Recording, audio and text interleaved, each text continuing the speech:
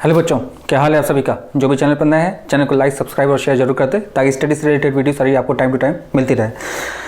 आज हम लोग को क्या सीखना है, आज हम लोग P&C पढ़ रहे थे, इसे फंडामेंटल प्रिंसिपल ऑफ काउंटिंग सीखना है। तो भाई आप लोग सुनेंगे फंडामेंटल प्रिंसिपल ऑफ काउंटिंग तो आप कहेंगे भाई सर बचपन से तो ही पढ़ते आ रहे हैं। फंडामेंटल प्रिंसिपल ऑफ काउंटिंग यानी क्या, addition, subtraction and multiplication and division. ठीक है, चार चीज़ें होती हैं। तो मैं आज आपको कहूँ कि फंडामेंटल प्रिंसिपल ऑफ काउंटिंग बस दो ही होते हैं, एडिशन एंड मल्टीप्लिकेशन। तो आप लोग भाई मुझे खोजते हुए चले आएंगे, ठीक है। जो गोरखपुर में तो गोरखपुर में खोजेंगे, अदरवाइज जो होंगे वो भाई गोरखपुर में मेरा एड्रेस खोज कर आएंगे मुझे पकड़ के, मुझे समझाने के लिए कि भाई आप जो बता रहे हो वो क्या है, गलत है। तो मैं भाई आपको थोड़ा सा आपके दिमाग पे थोड़ा सा और जोर डालवा दूँ कि फंडामेंटल प्रिंसिपल ऑफ काउंटिंग जो होती है बस दो ही है, एक है एडिशन और एक है क्या, मल्टीप्लिकेशन। एडिशन के अपोजिट चीज़ को मैंने बोल दिया था, मैंने नहीं मतलब कि हमारे एंसेस्टर्स जो थे, भाई मैं तो नहीं बोल सकता, एंसेस्टर्स जो थे उन्होंने क्या बोला, एडिशन के जस्ट अपोजिट काम करिए। मतलब जब आप जोड़ रहे हैं उसको, जब उसका अपोजिट काम करेंगे, जब घटाएंगे तो उसको मैंने क्या बोल दिया था भाई, सब्ट्रैक्शन। मल्टीप्लिकेशन जब अपोजिट काम करेंगे तो उसको उन्होंने क्या बोल दिया था, डिवीजन। यानी कि फंडामेंटल प्रिंसिपल ऑफ काउंटिंग में बस दो ही चीज़ चलती हैं, एक होता है एडिशन और दूसरा होता है क्या, मल्टीप्लिकेशन। दो चीज़ ध्यान रखिएगा, एक होता है एडिशन और दूसरा होता है क्या, मल्टीप्लिकेशन। इसके अलावा जो बाकी दो चीज पढ़ते हैं इसी का जस्ट अपोजिट पढ़ते हैं, ठीक है। अब सबसे बड़ा क्वेश्चन आपके दिमाग में ये उठेगा कि ये चीज हम लोग पढ़ने क्यों जा रहे हैं। तो भाई हम लोग जब परम्यूटेशन कॉम्बिनेशन समझते हैं तो ये परम्यूटेशन कॉम्बिनेशन जो होता है ये पूरा जो है एक लॉजिकल मैथमेटिक्स है, लॉजिकल मैथमेटिक्स, ठीक है। तो आप कहेंगे भाई लॉजिकल मैथमेटिक्स क्या, भाई अपने आप को जैसे फ्रेम के अंदर बंद करके हमको नहीं सोचना है, हमको फ्रेम के बाहर भी सोचना पड़ेगा, ठीक है। जैसे मैथ्स होता है एक फ्रेम के अंदर चलता है, तो एक फ्रेम है तो मान लीजिए स्क्वायर फ्रेम है, तो फ्रेम के अंदर भी सोचना है, फ्रेम के बाहर भी सोचना है कि कैसे कैसे क्या क्या चीजें सेटअप हो रही हैं, ठीक है। तो इसको सीखने के लिए हम लोग को एडिशन और मल्टीप्लिकेशन कब कब कैसे कैसे लगता है ये सीखना पड़ेगा, ठीक है। छोटा सा एग्जाम्पल लेते हैं, जैसे मान लीजिए मेरा घर है ए पे और मेरा गांव है बी पे, ठीक है। मेरे घर से गांव जाने के लिए मान लीजिए तीन रास्ते हैं, देयर आर 3 ways, ठीक है। मैंने कहा कि भाई मुझे अपने गांव जाना है और गांव से वापस आना है, गांव जाना है और गांव से वापस आना है। तो मैंने पूछा बताइए भाई मैं अपने जर्नी को कितने तरीके से परफॉर्म कर सकता हूं, मुझे अपने घर से गांव जाना, गांव से फिर वापस आना है। तो आप कहेंगे भाई आप एक ले लीजिए, दो, तीन जाने के तरीके हो गए। जाने के तरीके कितने हो गए भाई, तीनों में से किसी एक से जा सकता हूं मैं, चाहे रोड 1 चूज करूं, चाहे रोड 2, चाहे रोड 3। अब मुझे अगर उधर से आना होगा तो आने के लिए भी मेरे पास 1, 2, 3 वेज है, यानी टोटल 9 वेज से मैं अपनी जर्नी परफॉर्म कर सकता हूं। टोटल कितने वेज से जर्नी परफॉर्म कर सकता हूं, 9 वेज से। अब आप कहेंगे भाई ये 9 वेज कैसे आया, थोड़ा ध्यान सोचिएगा। देखिए ये हो गया रोड 1, ये हो गया रोड 2, ये हो गया रोड 3, ये उधर से वापस आना है इसलिए मैं ले रहा हूं यहां पर क्या, रिटर्न के लिए मैं ले लेता हूं, वापस के लिए W लिख देता हूं, W1, W2, W3, ठीक है। ये जाने के लिए R1, R2, R3 और उधर से आने के लिए W1, W2, W3, ठीक है। ये हो गए हमारे पास। अब थोड़ा ध्यान समझिएगा, मैं हो सकता है जाने के लिए R1 चूज किया हूं और आने के लिए W2 चूज किया हूं। एक तरीका ये हो गया, पहला तरीका। दूसरा तरीका हो सकता है मैंने जाने के लिए R1 लिया हो और आने के लिए W1 लिया हो, दूसरा तरीका। तीसरा तरीका ध्यान से देखिएगा, मैंने जाने के लिए R1 ही लिया हो, आने के लिए W3 ले लिया हूं। देखिए R1 के साथ देखिए 3 पेयर हो गया, जाने के लिए मैंने बस R1 चूज किया, लेकिन आने के लिए मैंने चूज किया तो W1, W2, W3। सिमिलरली थोड़ा देखिएगा, हो सकता है मैंने जाने के लिए क्या लिया हो, मैंने जाने के लिए लिया हो R2 के साथ W1 वापस आने के लिए, R2 के साथ W2 आने के लिए और R3 के साथ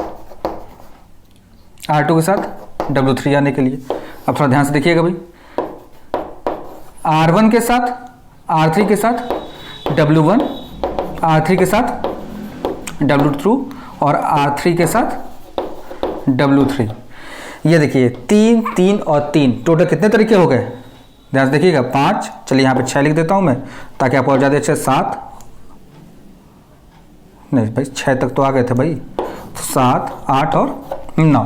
देखिए टोटल ये 9 वेज है। इन 9 वेज में से मैं कोई एक तरीका जो है ऑप्ट करूंगा जाने और आने की जर्नी को परफॉर्म करने के लिए। ध्यान से देखिएगा, जाने और आने के लिए मैं जर्नी परफॉर्म करने के लिए, मान लीजिए मुझे अच्छा लगा कि भाई R2 वाला रोड छोटा है तो मैं जाऊंगा R2 वाले से। मुझे पता है कि भाई W3 वाले रोड पे एक बहुत अच्छी जगह चाट मिलता है, मुझे छोला समोसा मिलता है, तो मैं W3 वाले रास्ते से आ जाऊंगा। भाई आने के लिए समय ही समय है, आएंगे उधर से खाते पीते आएंगे, ठीक है। जाने के लिए थोड़ा जल्दी मुझे है तो मैं R2 वाला रोड ले लूंगा। थोड़ा ध्यान से देखिए, R2 वाला रोड आपको थोड़ा छोटा दिख भी रहा होगा फिगर में। तो यानी कि अगर मैंने R2 जाने के लिए लिया और आने के लिए W3 लिया, मैंने एक जर्नी परफॉर्म की इस तरीके से, ठीक है। लेकिन जब परमुटेशन कॉम्बिनेशन हम लोग करते हैं तो हम लोग टोटल नंबर ऑफ वेज निकालते हैं कि कितने तरीके से हम जर्नी को परफॉर्म कर सकते हैं। तो टोटल कितने तरीके आ गए भाई, काउंट करके देख लीजिए कितने तरीके आ गए।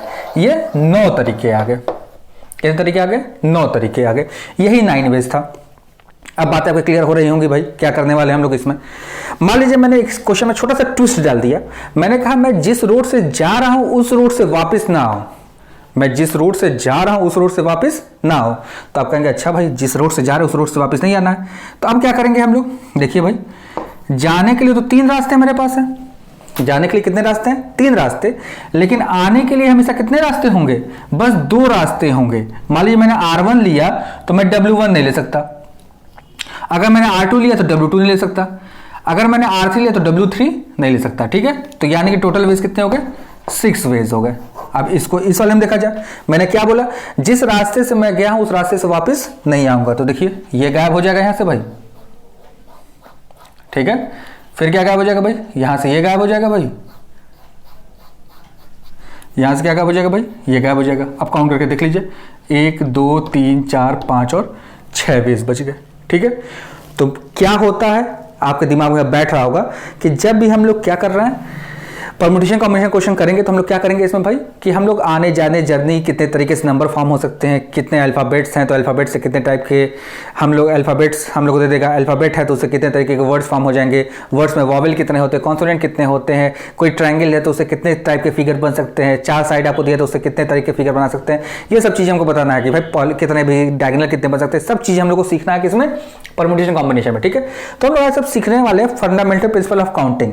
तो फंडामेंटल प्रिंसिपल ऑफ काउंटिंग में मैंने आपको बताया कि भाई क्या होता है, यहाँ पर 2 फंडामेंटल प्रिंसिपल ऑफ काउंटिंग है। कौन कौन से हैं भाई? एक है एडिशन और एक है मल्टीप्लिकेशन। तो देखिए मल्टीप्लिकेशन में मैंने एक एग्जांपल आपको दे दिया कि देखिए इसमें आपको मैंने क्या किया था, 3 × 3 9 आया था और दूसरा ले में थोड़ा आपने देखा है क्या 3 × 2 6 आया था, ठीक है। अब थोड़ा सोचिए इसके बारे में, थोड़ा सोचा जाए अगर, दिमाग लगाया जाए अगर, कि अब क्या होने वाला है। तो अब क्या होने वाला है भाई, तो अब देखा जाए। सबसे पहला क्वेश्चन आपके दिमाग में उठेगा, कैसे पता चलेगा कि भाई हमने आप तो मल्टीप्लिकेशन बता दिया। अब मैं कहूंगा कि मल्टीप्लिकेशन पे ही बेस्ड क्वेश्चन अराउंड 99% होते हैं। 1% क्वेश्चन है जो रूल ऑफ एडिशन पे चलता है। अब फिर आपके दिमाग में उठेगा, भाई कहते हैं ना खलबली बसती है भाई दिमाग में, कि भाई ये कैसे पता चलेगा कि हमको रूल ऑफ एडिशन लगाना है कि रूल ऑफ मल्टीप्लिकेशन लगाना है। तो इसको समझने के लिए हम लोग को सोचना पड़ेगा कि कैसे रूल ऑफ एडिशन लगाते हैं, कैसे रूल ऑफ मल्टीप्लिकेशन लगाते हैं। तो इसको समझने के थोड़ा ध्यान से समझिएगा भाई, बात यहाँ पे मैं आपको समझाता हूँ।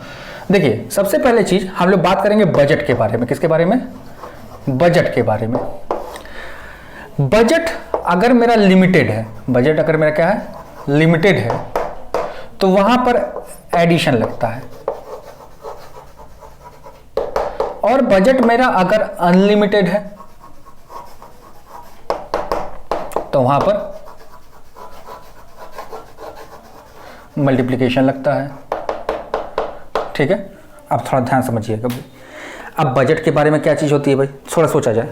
चलिए अभी लास्ट मंथ मेरा 27 अक्टूबर को बर्थडे बीता है। चलिए मेरा बर्थडे था, मान लीजिए इट्स माय बर्थडे, ठीक है। बर्थडे में मैं अपना पर्स जो था, मोबाइल भी जो था, सब मैंने घर पे छोड़ दिया। मेरे पॉकेट में अराउंड 3000 रुपीज़ थे, ठीक है। मैं चला गया भाई अपने सिटी में जो सबसे फेमस मॉल है, सिटी मॉल है, मैं सिटी मॉल में चला गया। तो मैं सिटी मॉल में गया तो वहाँ पे मुझे भाई किसी एक स्टोर में, ब्रांडेड स्टोर या किसी भी स्टोर में मैं गया। मुझे बर्थडे के लिए कुछ ड्रेस परचेस करनी थी। क्या करनी थी भाई? कुछ ड्रेस परचेस करनी थी। और भाई मेल हूँ तो ड्रेस के लिए क्या होगा भाई, 2 ही चीज़ हैं, एक है क्या, जीन्स, और दूसरा क्या होता है भाई, मेजॉरिटी आप हमको किस में देखते हैं भाई, टी शर्ट में देखते हैं। शर्ट्स में भी बहुत कम ही देखते हैं आप लोग। तो जीन्स और टी शर्ट मुझे परचेस करना है, ठीक है। चलिए अब मैं जिस स्टोर पे एंट्री किया हूँ वहाँ पे मुझे 3 जीन्स बड़ी अच्छी लगी और 2 टी शर्ट बड़ी अच्छी लगी। तो जीन्स को मैं बोल देता हूँ J1, J2 एंड J3 और टी शर्ट को मैं बोलता हूँ T1 एंड T2। ये मेरे को बड़े अच्छे लगे भाई। मैंने देखा जैसे आप लोग भी जाते हैं स्टोर पर भाई तो क्या करते हैं, पहले आप देखते हैं भाई सब कुछ फैला के, उसमें से कोई एक आप पसंद कर लेते हैं। तो मैंने देखा तो मुझे 3 जीन्स बड़ी पसंद आई और 2 टी शर्ट बड़ी पसंद आई। ठीक है, जो जीन्स था इसका कॉस्ट था एट द रेट ऑफ, ये था कितना पर जीन्स का कॉस्ट मेरे लिए था ये ₹2500 और पर टी शर्ट का कॉस्ट था रुपीज़ कितना ले लीजिए भाई, 1800 ले लिया जाए, 1800 ले लेते हैं भाई। चलिए फिर से क्वेश्चन समझते हैं भाई। बर्थडे था, मैंने गया ड्रेस परचेस करने के लिए। ड्रेस परचेस करते हुए मेरे पास जीन्स और टी शर्ट मुझे परचेस करने थे। जीन्स और टी शर्ट मुझे बड़े अच्छे लगे तो 3 जीन्स और 2 टी शर्ट मुझे बड़े पसंद आई। ठीक है, तो जीन्स का पर जीन्स का कॉस्ट था ₹2500 और पर टी शर्ट का कॉस्ट था ₹1800। अब थोड़ा ध्यान से देखिएगा, अगर मैं अपने पसंद का जीन्स ले लेता हूं तो देखिए डिफरेंस मेरे पास कितना बचेगा। अगर मैंने जीन्स लिया, जीन्स मैंने परचेस कर लिया तो 3000 में से 2500 चला गया, यानी कि रिमेनिंग बचा कितना 500। तो मैं टी शर्ट परचेस नहीं कर सकता हूँ, टी शर्ट परचेस कर पाना मेरे लिए पॉसिबल नहीं, क्योंकि टी शर्ट का कॉस्ट कितना ₹1800। अब मान लीजिए टी शर्ट मैंने परचेस कर लिया तो देखिए 3000 में से 1800 सब्ट्रैक्ट हो गया तो 1200 बच गया। तो मेरे पास क्या हो गया, जीन्स परचेस कर पाना पॉसिबल नहीं है, क्योंकि जीन्स का कॉस्ट कितना है ₹2500 है। यानी कि अगर मेरे पास बजट लिमिटेड है, यानी कि बस मेरे पास पॉकेट में 3000 रुपए पड़े हुए हैं, तो अगर मैं अपने पसंद का जीन्स लेता हूं तो टी शर्ट से मुझे सेक्रीफाइस करना पड़ेगा, और अगर अपने पसंद का टी शर्ट लेता हूं तो मुझे जीन्स से सेक्रीफाइस करना पड़ेगा। ठीक है, तो यहां पे सेक्रीफाइस का रूल लग गया। सेक्रीफाइस करने का जब भी ऑप्शन आ जाएगा तो हम लोग वहां पे क्या लगाते हैं, रूल ऑफ एडिशन लगाते हैं। क्या लगाते हैं, रूल ऑफ एडिशन। यानी कि हमको अगर यहाँ पे टोटल वेज पूछा कि आप कितने तरीके से कपड़े को चूज कर सकते हैं, तो 3 + 2 दैट इज 5 वेज। कितने तरीके हैं भाई, 5 वेज। आपको ही पता 5 वे क्यों है भाई, क्योंकि तीनों जीन्स में से 3 ये और 2 ये, टोटल 5 आइटम थे। 5 में से कोई एक आइटम मैं चूज कर सकता हूं और मेरा बजट खत्म। 5 में से कोई भी एक आइटम चूज किया, मेरा बजट खत्म। लेकिन अगर यही बजट के जगह मैं अपना मोबाइल या कोई कार्ड, डेबिट क्रेडिट जो भी कार्ड्स होते हैं, कार्ड, या मैं अपना वैलेट कुछ भी लेके गया हूं अगर, तो मेरे पास बजट क्या हो जाएगा, तब बजट मेरा क्या हो जाएगा भाई, अनलिमिटेड हो जाएगा। ठीक है, बजट मेरा क्या हो जाएगा, अनलिमिटेड। अनलिमिटेड का मतलब यहाँ पे इनफाइनाइट से नहीं है, अनलिमिटेड का मतलब कि मोर देन 3000 हो जाएगा। तो मैं अपने पसंद का जीन्स भी ले सकता हूँ, अपने पसंद का क्या ले सकता हूँ, टी शर्ट भी परचेस कर सकता हूँ। पसंद का जीन्स भी ले सकता हूँ, पसंद का टी शर्ट भी ले सकता। तो वहां पे नंबर ऑफ वेज क्या हो जाएंगे भाई, 3 × 2 यानी कि 6 वेज। कितने वेज हो जाएंगे भाई यहाँ पर, 6 वेज। ध्यान दीजिएगा, कितने वेज हो गए भाई, 6 वेज हो गए। जब भी हमारे पास क्या होगा, बजट क्या होगा, अनलिमिटेड होगा, तो हमारे वेज कितने हो जाएंगे, 6 वेज हो जाएंगे। छोटा सा सोचिए कि आखिर ये कैसे पॉसिबल है, थोड़ा ध्यान से देखिए। तो अभी जो मैंने बताया क्या हो जाएगा भाई, J1 के साथ T1 का पेयर, J1 के साथ T2 का पेयर, J2 के साथ T1 का पेयर, J2 के साथ T2 का पेयर, J3 के साथ T1 का पेयर, J3 के साथ T2 का पेयर। देखिए टोटल कितने एलिमेंट आ गए, 1 2 3 4 5 और 6। इन 6 में से कोई एक पसंद कर लूंगा मैं। जैसे मैंने देखा कि जीन्स नंबर 2 के साथ टी शर्ट नंबर 1 बड़ा अच्छा जा रहा है, ठीक है, कहते हैं ना बड़ा अच्छा जा रहा है इसके साथ, तो बड़ा अच्छा जा रहा है, तो मैं चूज कर लूंगा क्या, जीन्स 2 के साथ टी शर्ट 1। ये मैंने ऑप्शन चूज कर लिया। लेकिन तरीके मेरे पास कितने थे, 6 पेयर में से कोई एक पेयर चूज कर लूंगा। ठीक है, तो आपको समझ में आ गया होगा बजट के ऊपर डिपेंड किया, बजट अगर लिमिटेड है या अनलिमिटेड है। ठीक है, बजट लिमिटेड होगा तो मुझे क्या करना पड़ेगा, सैक्रिफाइस करना पड़ेगा। तो इसीलिए एडिशन तभी होता है जब क्या होता है, सैक्रिफाइस की प्रॉपर्टी हमारे अंदर आ जाती है। ठीक है, पहली चीज समझ में आ गया। दूसरा चीज, अगर क्वेश्चन देखेंगे, क्वेश्चन में अगर वर्ड आ गया है ईदर और, ये वर्ड अगर यूज हो गया, या तो जीन्स खरीद सकते हैं या तो टी शर्ट खरीद सकते हैं, तो आपके पास क्या लग जाएगा, रूल ऑफ, क्या लग जाएगा भाई, रूल ऑफ एडिशन लग जाएगा। क्योंकि भाई हमारे पास ऑप्शन ही टूट गए कि हम या तो अब जीन्स लेंगे या तो टी शर्ट लेंगे। सेम वही चीज बजट पे ही है, वो बात समझ में आ गई। तब आपके दिमाग में rule of addition, rule of multiplication दिमाग में बैठ गया होगा। तो जनरली ये किससे डिस्टिंग्विश किया जाता है, बजट से डिस्टिंग्विश किया जाता है। जिसमें सेक्रीफाइस हो जाता है उसमें होता है एडिशन, और जिसमें अदरवाइज किसमें चलता है हमारा अनलिमिटेड बजट में क्या चलेगा, रूल ऑफ मल्टीप्लिकेशन। ये है आपके पास रूल ऑफ एडिशन और रूल ऑफ मल्टीप्लिकेशन के बारे में बातें, क्या क्या चीजें होती है। ठीक है, इस पर बेस्ड आपके ML अग्रवाल में जो एक्सरसाइज है, ML अग्रवाल का एक्सरसाइज नंबर 2 है, उसका सोल्यूशन आपको हम लोग नेक्स्ट वीडियो में प्रोवाइड कर देंगे। तब तक चैनल पर अपना प्यार इसी तरह बना रहिए। घर पर रहिए, सेफ रहिए और गवर्नमेंट की गाइडलाइन को फॉलो करते रहिए।